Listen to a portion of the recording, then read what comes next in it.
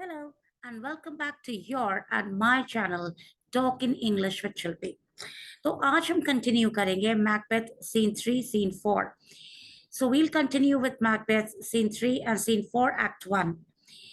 हमने पिछले सीन में देखा था कि मैकबेथ के बारे में सारी न्यूज डंकन तक पहुंच गई थी and Duncan was extremely happy, right.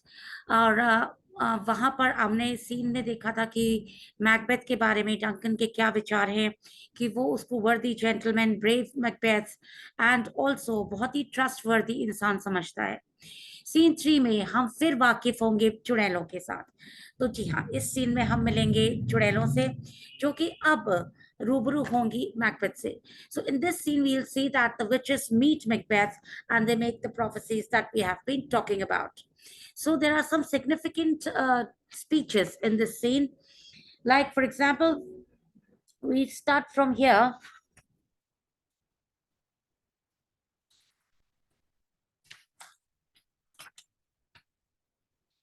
When the witches, third witch announces that we can hear the drum, and she says, a drum, Macbeth doth come.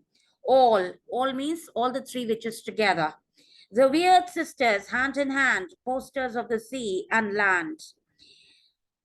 Thus do go about, right? So all means let us join our hands together, and we are travelers together. Thrice to thine and thrice to mine, and thrice again to make up nine. Peace the charms wound. All right, thrice to thine means in your direction. That is, Macbeth is coming in your direction. And then they are dancing together, and there are three, its multiples are magic. See, 3 and 9 are magical numbers according to occult science. So they are dancing 9 times. There are three witches, and they take 3 rounds, or sorry, 9 rounds. Macbeth, so foul and fair a day I have not seen. So Macbeth says, so foul and fair a day I have not seen. That is, this the weather is very foul, it's thunder and lightning, but it's a fair day. Why? Because he had won the battle. तो Macbeth के लिए वो दिन अच्छा और बुरा दोनों था, फाउल एंड फेयर दोनों था। फाउल किस लिए था? बिकॉज वेदर बहुत खराब था, आंधी आ रही थी, तूफान आ रहा था। और फेयर किस लिए था? क्योंकि उससे बैटल विन की थी। तो अब आप एक चीज देखिए, कनेक्शन देखिए। विचेस ने सीन 1 में कहा था कि foul is fair and fair is foul, ये उनका मोटो था। और यहाँ पे कहीं ना कहीं मैकबेथ भी वही चीज रिपीट कर रहा है कि फाउल एंड फेयर, मतलब फाउल एंड फेयर का जो एक इंटरिम कनेक्शन है वो मैकबेथ भी अपनी स्पीच में एक्सप्रेस कर रहा है, और वो जो विचेस हैं उन्होंने भी सीन 1 में बात की है उसके बारे में। Banco, how far it is called to forest? How far it is called to forest means forest अब यहाँ से कितनी दूर है? What are these? तो बैंको को वो विचेस दिखती हैं और वो पूछता है ये कौन है? So withered and so wild in their attire. So withered and so wild in their attire means they are so shriveled. They look so, इतनी सिकुड़ी वहीं से दिख रही हैं। और इनका जो कपड़ा है, अटायर है, वो भी बहुत ही स्ट्रेंज है। That look not like the inhabitants of the earth. They do not look like human beings, and yet are on it. That is, ये human beings की तरह लगते नहीं है, लेकिन ये धरती पे कर क्या रहे हैं? Or are you what that man may question? That is, are you some weird creatures that people would like to know about? You seem to understand me. वो ये भी कहता है कि ऐसा लगता है कि आप लोग मेरी बात समझ रहे हैं. By each at once her choppy finger laying upon her skinny lips. वो उसको ऐसा क्यों लगता है कि विचेस उसकी बात समझ रही है? बिकॉज वो अपनी चॉपी फिंगर्स यानी कि अपनी जो पतली पतली उंगलियां हैं वो अपने लिप्स पे रखती हैं। You should be women and yet your beards forbid me to interpret that you are so. तो वो कहता है वैसे तो मुझे लग तो रहा है कि आप women हैं, लेकिन you have such beards, तो थोड़ा सा मुझे confusion हो रहा है। Macbeth, speak if you can. What are you? Then Macbeth orders them to speak. First witch, all hail Macbeth, hail to thee, Thane of Cawdor. So now the first prophecy comes. Sorry, the first witch says, all hail Macbeth, hail to thee, Thane of Glamis. तो पहली विच कहती उसको greet करती है Macbeth को कि hello Macbeth means this is a way of greeting, कोई भी रॉयल इंसान होता था पहले जमाने में इंग्लैंड में, तो उसको हेल करके ही ग्रीट किया जाता था। जैसे अगर आपने मिस्टर इंडिया देखी हो तो उसमें मोकैम्बो का करते थे, हेल मोकैम्बो, तो वैसे ही हेल हिटलर। और राइट, तो वैसे ही hail is a way of greeting people who are royal और are in a higher position. तो जो फर्स्ट विच है वो मैकबेथ को ग्रीट करती है by saying hail a thane of Glamis, तो अथेन ऑफ ग्लैमिस तो ऑलरेडी है। Second witch, all hail Macbeth, hail to thee thane of Cawdor. अब यहाँ आती है चंबे वाली बात। यहाँ पे सेकेंड विच उसको ग्रीट करती है हेल थेन ऑफ कॉडर, जो कि वो नहीं है। All third which, all hail Macbeth that shall be king here after. सबसे बड़ा धमाका तो तीसरी विच करती है। वो कहती है कि hello Macbeth king here after means आज के बाद तुम राजा होगे। ये तो सबसे मतलब कहते हैं ना सुतली बॉम्ब था।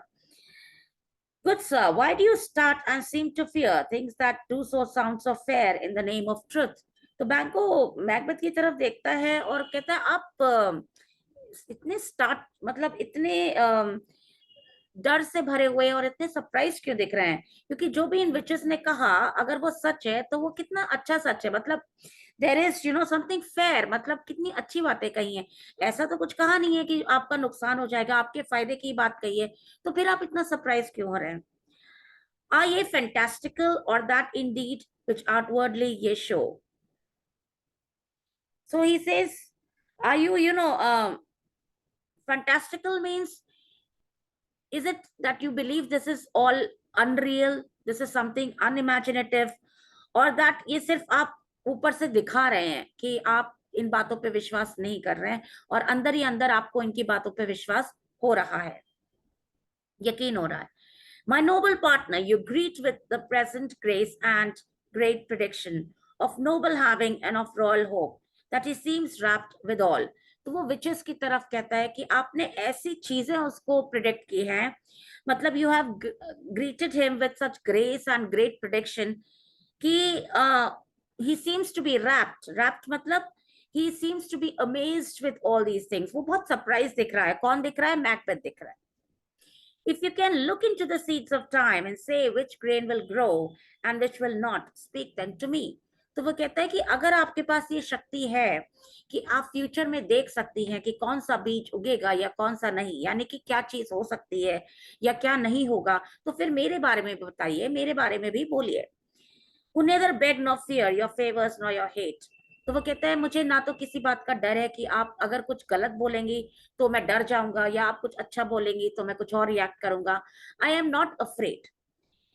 First which hello, second which hello, third which hello, lesser than Macbeth and greater. आप मैकबेथ से कम है लेकिन आप मैकबेथ से ज्यादा महान हैं। Not so happy yet much happier. आप मैकबेथ से कम खुश हैं लेकिन आप मैकबेथ से ज्यादा खुश होंगे। Thou shall get kings, though thou be none। ये थर्ड विच कहती है कि आप you will get kings means you will be the father of kings, although you yourself will not be the king। तो कहती है बैंकों से कि आप राजा, आपके थ्रू राजा आएंगे, मतलब आप पिता होंगे, आपके बच्चे राजा होंगे, आपकी जनरेशंस राजा होंगी, लेकिन आप खुद किंग नहीं बनेंगे।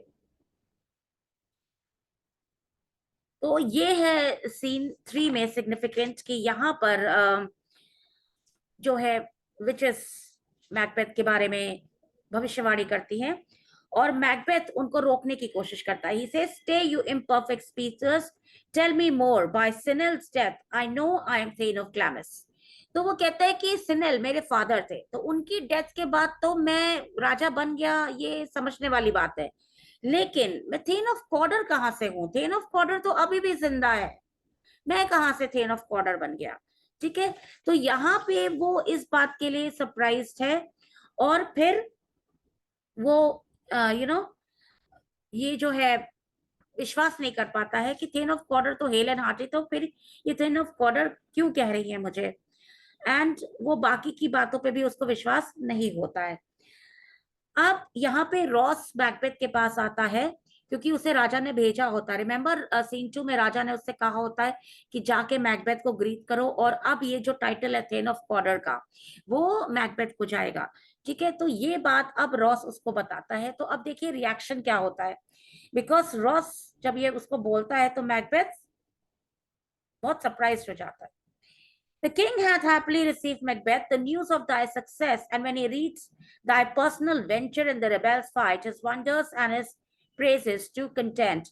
तो वो कहता है कि आपके बारे में राजा ने सुना, और वो इतना फुल ऑफ प्रेजेस है, फुल ऑफ अप्रिसिएशन है आपके इस वैलर के लिए, आपके इस वेंचर के लिए, आपने जो रिबेल्स के अगेंस्ट किया, आपने जो लोगों ने रिबेलियन किया था उसके अगेंस्ट जो आपने ब्रेवरी से फाइट किया उसके लिए. In viewing all the rest, or the self-same day, he finds thee in the stout Norwegian ranks, nothing afraid of what thyself didst make. Strange images of death, as thick as hail, came post with post. So he says, we all got the news. हमें सारी खबर मिली कि आपने Norwegian Kings, Norwegian army को कैसे defeat किया, और strange images of death, मतलब आपने कैसे वहां पर एक के बाद एक, कहते हैं ना, पूरी एक रक्त बहा दिया. बहुत ही, मतलब it was a salvage thing that you fought with.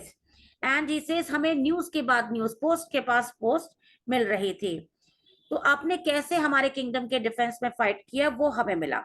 फिर उसके बाद वो आपको, फिर रॉस उसको न्यूज देता है. And for an earnest of a greater honour he bade me from him call thee the thane of Cawdor. तो वो कहता है कि आपने जो किया, इतना महान काम किया, उसके लिए मुझे राजा ने कहा है कि मैं आपको अब एड्रेस करूं एज थेन ऑफ कॉर्डर. तो यहाँ पे विचेस की जो दूसरी प्रोफेसी थी, that hail Macbeth thane of Cawdor, वो यहाँ सच हो जाती है. तो अब क्या होता है, बैंको असाइड, मतलब असाइड शेक्सपियर के प्ले में तब आता है जब कोई कैरेक्टर बहुत सोच रहा होता है. तो पहले जमाने में फ्लैशबैक्स, मतलब माइक या रिकॉर्डिंग्स तो होती नहीं थी. तो अब ये कैसे दिखाएं कि कोई कैरेक्टर कुछ सोच रहा है. तो जब कोई कैरेक्टर कुछ सोच रहा होता था तो वो स्टेज के साइड में जाता था और ऑडियंस की तरफ ऐसे असाइड करके बोलता था. तो जब वो ऐसे करके बोलता था तो ये सिग्निफाई करता था कि वो कुछ सोच रहा है. तो यहाँ बैंक को कहते हैं कि ओ, अभी तो वो विचेस ने कुछ कहा और ये बात सच हो गई. तो मैकबेथ कहता था thane of Cawdor lives, why do you dress me in borrowed robes. तो मैकबेथ बहुत सरप्राइज होता है. वो रॉस से कहता है कि थेन ऑफ कॉर्डर तो अलाइव है, तो तुम मुझे मांगे हुए कपड़ों में, मतलब बोरोड रोब्स मींस मांगे हुए कपड़ों में क्यों ड्रेसअप कर रहे हो, क्यों मुझे वाले कपड़े पहनाते हो. तो एंगस उसको फिर ये खबर देता है कि थेन ऑफ कॉर्डर भले ही अभी जिंदा है, who was the thane of lives yet, but under heavy judgement bears that life which he deserves to lose. तो वो कहता है, एंगस उसको खबर देता है कि थेन ऑफ कॉर्डर अभी अलाइव है, लेकिन जो उसने काम किया है उसकी वजह से अब उसे डेथ का अनाउंसमेंट हो गया है. With those of Norwegian, or did the rebel with hidden help and vantage, or with debauch, he labored in his country's wreck, I know not. But treason's capital, confessed and proved, have overthrown him. तो वो कहता है कि उसने Norwegian king की help ली, उसने क्या किया, कैसे किया, ये सबसे मतलब नहीं है, लेकिन क्यों, क्योंकि उसने देश के खिलाफ ट्रीजन किया, उसने गद्दारी की, तो उसका सिर्फ एक ही पनिशमेंट है, वो है capital punishment. Capital punishment means जब कोई स्टेट ऑर्डर करता है डेथ तो उसे कैपिटल पनिशमेंट कहते हैं. ठीक है, तो कैपिटल पनिशमेंट यानी कि उसको डेथ अनाउंस हुई है. ऑलराइट, तो अब हम देखेंगे कि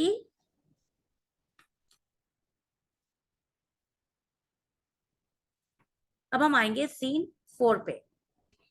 सीन 4, अब ये पैलेस का सीन है, फॉरेस्ट जहां पे ये पैलेस है, और Duncan, Lennox, Malcolm, Donalbain और अटेंडेंट्स आते हैं. डंकन पूछता है कि it's execution done on Cawdor are not those in commission yet return. तो वो कहता है कि क्या जो मैंने ऑर्डर दिया था थेन ऑफ कॉर्डर को मारने का, क्या वो पूरा हो गया है. तो जिसको मैंने काम ये करने के लिए क्या दिया था, क्या वो लोग वापस आ गए हैं. तो मैल्कम कहता है my liege means my lord, they are not yet come back, मतलब वो लोग वापस नहीं आए हैं. But I have spoke with one that saw him die. तो कहते हैं लेकिन हाँ, मैंने एक इंसान से बात की जिसने वो डेथ या वो स्लॉटर होते हुए देखा है, वो असैसिनेशन, वो sorry not assassination but beheading होते हुए देखा है। Who did report that very frankly he confessed his treasons. तो वो कहता है उस आदमी ने मुझे रिपोर्ट किया कि हाँ, थेन ऑफ कॉर्डर ने अपने जो उसने गलत काम किया था उसका कन्फेशन किया है। implored your highness pardon, और उसने आपसे माफी भी मांगी है। and set forth a deep repentance, उसने रिग्रेट भी किया, उसने पछतावा भी किया, पश्चाताप करने की बात कही। nothing in his life became like leaving it, he died as one that had been studied in his death। तो वो कहता है कि उस टाइम पर उसके लिए बहुत सबसे ज्यादा इंपॉर्टेंट क्या हो गया था कि जीना। Obviously death is something that is fearful. तो वो डेथ, लेकिन वो कैसे मरता है, वो इस तरीके से मारा गया जैसे कि उसने कई बार डेथ को फेस किया है। मतलब उसको जरा भी चीखा चिल्लाया नहीं, ज्यादा उसने कोई टैंट्रम्स थ्रो नहीं किए। To throw away the dearest thing he owed as to a careless trifle. तो उसने अपने सबसे प्यारी चीज खो दी। क्या खोई? उसने अपनी लाइफ खोई। कैसे खोई? As if it was a trifle, मतलब उसको उसकी कोई वैल्यू नहीं थी। डंकन की ये स्पीच बहुत इंपॉर्टेंट है बिकॉज यहाँ आप देखेंगे कि डंकन का क्या कैरेक्टर स्केच था और कैसे मैकबेथ ने उसको धोखा दिया। डंकन कहता है there is no art to find the mind's construction in the face. वो कहता है कि कोई भी ऐसी स्किल नहीं है, कोई भी ऐसी तरीका नहीं है जिससे कि एक इंसान के माइंड का कंस्ट्रक्शन, मतलब उसके माइंड में क्या चल रहा है, उसके दिमाग में क्या चल रहा है, वो उसके फेस से दिख जाए, उसके चेहरे पे दिख जाए। तो वो कहता है कि चेहरे से किसी भी इंसान के अंदर की चीज पता नहीं चल सकती। He was a gentleman on whom I built an absolute trust. So he was a gentleman means thane of Cawdor. तो यहाँ पे क्वेश्चन आ सकता है, whom is he referring to as the gentleman?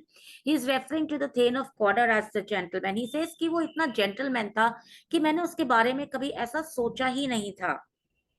और फिर जब वो ये बात कहता है तभी मैकबेथ और बैंको रॉस एंड एंगस एंटर करते हैं। O worthiest cousin, the sin of my ingratitude even now was heavy on me. Thou art so far before, the swiftest wing of recompense is slow to overtake thee. What thou hast less deserved, that the proportion both of thanks and payment might have been mine. Only I have left to say, more is thine due, more than all can pay. तो Duncan यहाँ पे Macbeth को welcome करता है, कहता है वर्दिएस्ट cousin. तो देखिए वो मैकबेथ को अपना कजन से वेलकम करता है, वो जनरल या कोई और टर्म नहीं यूज करता। तो इससे पता चलता है कि डंकन मैकबेथ को अपने कितना क्लोज समझता था। फिर वो कहता है कि आई एम सिन ऑफ इनग्रैटिट्यूड, मतलब मुझे बहुत गिल्ट फील हो रहा है कि मैं तुम्हें पूरी तरीके से वो ऑनर नहीं दे सकता, मतलब नहीं दे पाया जो तुमने काम किया है। तुमने इतना बड़ा महान काम किया है कि उसके आगे मैंने तुम्हें वो ऑनर दिया ही नहीं है। तो कहता है कि मैंने तुम्हें जो दिया है जल्दी जल्दी में, उसने उसको थेन ऑफ कॉर्डर बना दिया, राइट। तो he says I have the quickest reward, जो मैंने आपको जल्दी में रिवॉर्ड दिया है वो आपके वर्थ को मेजर नहीं करता। मतलब मैंने आपको जल्दी में, मतलब जैसे ही मैंने सुना कि आपने इतना महान काम किया है, तो recompense is slow to overtake thee, that is जो मैंने आपको रिवॉर्ड दिया है वो बहुत ही कम है।